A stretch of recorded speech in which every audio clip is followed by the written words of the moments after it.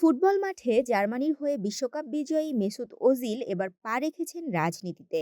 তবে এই ফুটবলার তার জন্মভূমি জার্মানির হয়ে নয়, বরং তুরস্কের রাজনীতিতে সক্রিয় হয়েছেন।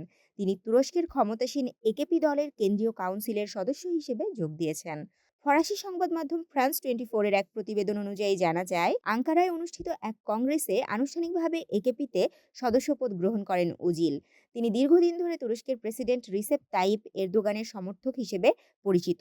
২০১৯ সালে তুরস্কের সাবেক মিস আমিন গুলসকে বিয়ে করার সময় এরদোগান তার বেস্ট ম্যান ছিলেন।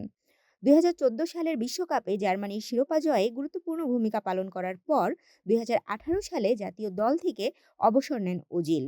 সে সময় জার্মান ফুটবল অ্যাসোসিয়েশনের বিরুদ্ধে বর্ণবাদের অভিযোগ তুলে তিনি ব্যাপক বিতর্কের সৃষ্টি করেন। এরপর তিনি তুরস্কে ফিরে ক্লাব ফুটবল খেলেন এবং ২০২৩ সালে ফুটবল থেকে অবসর নেন। তাশরিফা তৃষা, তরঙ্গ টিভি।